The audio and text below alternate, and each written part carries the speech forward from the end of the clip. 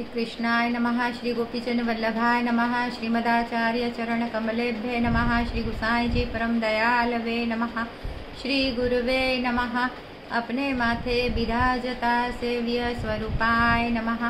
सर्व वैष्णवने जय श्री कृष्ण। अपनी यात्रा बरसाना एक एक स्थलों ने भेट देती देती दर्शन करती आनंद माणती आगळ वधती जाय छे।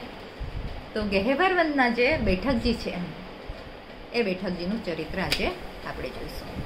મહાપ્રભુજી જ્યારે યાત્રા કરતા કરતા અહીંયા પધાર્યા ત્યારે અહીંયા 7 દિવસ સુધી મુક્કામ કર્યો અને શ્રીમદ ભાગવતનું પારાયણ કર્યું હતું અને એક દિવસ આ વનમાં વિહાર કરવા માટે નીકળ્યા। તો માર્ગમાં જોયું તો એક મોટો અજગર પડેલો છે અને અસંખ્ય કીડીઓ એ અજગરને ચટકા ભરે છે। મહાપ્રભુજીને એ અજગર પર દયા આવી, કેમ કે આપશી તો કરુણા સાગર છે, અંતર્યામી છે। એમણે પોતાના ચરણોદક લીધું અને અજગર પર છાંટ્યું અને એ અજગર પર છાંટતાની સાથે એમાંથી એક દિવ્ય જ્યોત પ્રકટ થઈ અને એ ઉર્ધ્વગતિ પામી। તો આ બધું નજરો નજર બધા સેવકોએ નિહાળ્યું। ત્યારે સેવકોએ પૂછ્યું કે પ્રભુ આ શું લીલા હતી?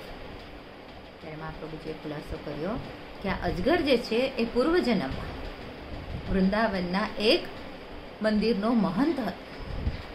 એણે પોતાના ઘણા બધા સેવકો ભેગા કર્યા અને સેવકો પાસેથી ઘણું બધું દ્રવ્ય પણ લીધું, પણ એ દ્રવ્યનો ઉપયોગ આ સેવકોના આત્મકલ્યાણ માટે કર્યો નહીં અને પોતાના જ આત્મસુખ માટે, ભોગ વિલાસ માટે એનો ઉપયોગ કર્યો અને એટલા માટે એનું મૃત્યુ થયું અને અજગરનો દેહ એને પ્રાપ્ત થયો।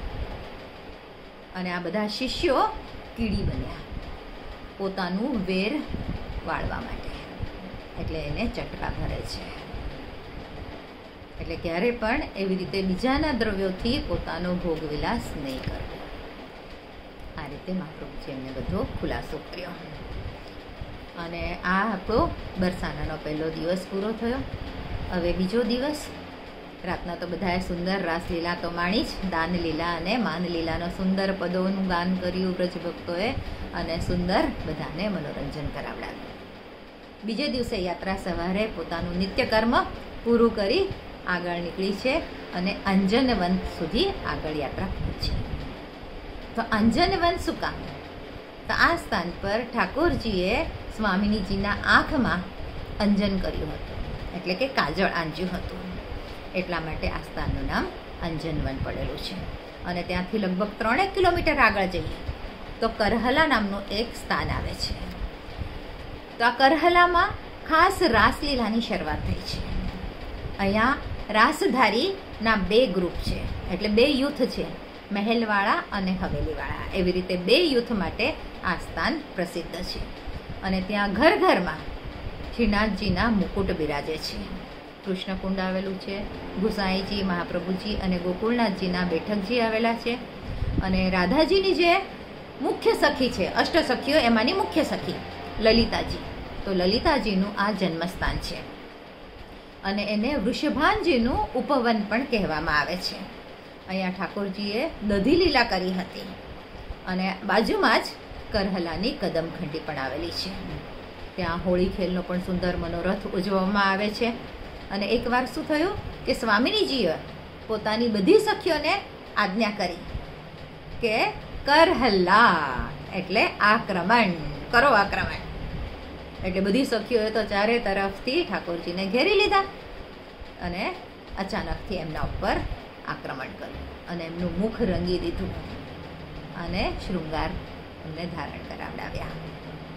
એટલા માટે આ સ્થાનનું નામ કરહલ્લા એવું થયું। કરહલ્લા એટલે શું? આક્રમણ કરો। આવી રીતે સુંદર આ ચરિત્ર છે। પછી મહાપ્રભુજીની જે બેઠકજી છે એ બેઠકજીમાં શ્રીનાથજી પોતે સાથે અહીંયા પધારતા। એ સિવાય ખાસ વિશેષ મહત્વ આ કરહલ્લાનું છે નહીં। 3 બેઠકજી છે, ગુસાઈજી, મહાપ્રભુજી અને ગોકુળનાથજી, પણ એનું કોઈ ખાસ વિશેષ ચરિત્ર આ સ્થાન પર ઉલ્લેખ કરવામાં આવેલો નથી। અને ગુસાઈજીના જે બેઠકજી છે ત્યાં રાસ પંચાધ્યાયી જે છે સુબોધનીજીની જે ટિપ્પણીનો ગ્રંથ મહાપ્રભુજી મહાપ્રભુજીનો જે સુબોધનીજી ગ્રંથ હતો એ ગ્રંથ પર ગુસાઈજીએ ટિપ્પણી નામનો એક ગ્રંથ લખ્યો છે. રાસ પંચાધ્યાયી એ આ સ્થાન પર બિરાજીને લખ્યો હતો. અને ગોકુળનાથજીના જે બેઠકજી છે એમાં વેણુગીતના સુબોધનીજીની ટીકા કથા અહીંયા એમણે કરી હતી. અને તે સાંભળવાનો આવેશ એટલો બધો બધામાં આવ્યો, રસાભેશ. એટલે જ્યારે ગોકુળનાથજીએ બધાને આ પ્રસંગનું વર્ણન સંભળાવ્યું તો જે શ્રોતાઓ હતા એમને એકદમ એટલો બધો આવેશ આવી ગયો કે બધા પોતાના દેહનું ભાન ભૂલી ગયા. અને એટલે ગોકુળનાથજીએ પછી પોતાનું ચરણોદક એમના ઉપર છાંટ્યું અને બધાને સાવધાન કર્યા. આ 3 બેઠકજીનું મહત્વ આ સ્થાન પર છે. આજ માટે આટલું જ. આના પછીનો પ્રસંગ આવતા પ્રસંગમાં જોઈશું. જય શ્રી કૃષ્ણ. જે કાંઈ ભૂલચૂક થઈ હોય તે માટે ક્ષમા ચાહું છું. જય શ્રી કૃષ્ણ.